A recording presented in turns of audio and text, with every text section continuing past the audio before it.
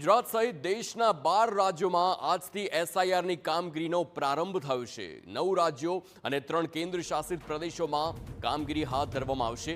51 કરોડ મતદારોનું હાથ ધરાશે verification. 4 December સુધી બીએલઓ ઘરે ઘરે જઈ મતદારો પાસે ભરાવશે ફોર્મ।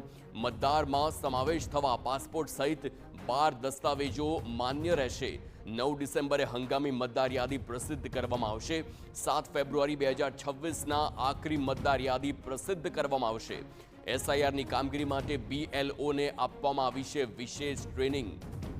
બિહાર વિધાનસભા ચૂંટણી પહેલા શરૂ કરાયેલા સ્પેશિયલ ઇન્વેસ્ટિવ રિવિઝન એટલે કે એસઆઈઆર જે કાર્યક્રમ છે તે સફળતા બાદ હવે ચૂંટણી પંચે દેશભરમાં એસઆઈઆર કામગીરી શરૂ કરી છે।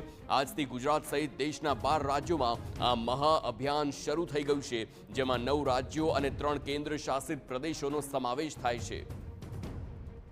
આ અભિયાન હેઠળ લગભગ 51 કરોડ મતદારોના ઘરે ઘરે જઈ પુનઃ ચકાસણી કરવામાં આવશે। આ કવાયતનો મુખ્ય ઉદ્દેશ્ય મતદાર યાદીમાંથી બોગસ નામો દૂર કરવાનો અને ખાસ કરીને ગેરકાયદેસર વિદેશી પ્રવાસીઓને તેમની ઓળખ કરીને બહાર કરવાના છે। આ પ્રક્રિયા બાદ 7 ફેબ્રુઆરી 2026ના રોજ અંતિમ મતદાર યાદી પ્રકાશિત કરવામાં આવશે। જે 12 રાજ્યોમાં અભિયાન શરૂ થવા જઈ રહ્યું છે તેમાં ઉત્તર પ્રદેશ, પશ્ચિમ બંગાળ, આંદામાન નિકોબાર ટાપુઓ સાથે લક્ષદ્વીપ, છત્તીસગઢ, ગોવા, ગુજરાત, કેરળ, મધ્યપ્રદેશ, પુડુચેરી, રાજસ્થાન અને તમિલનાડુનો સમાવેશ થાય છે।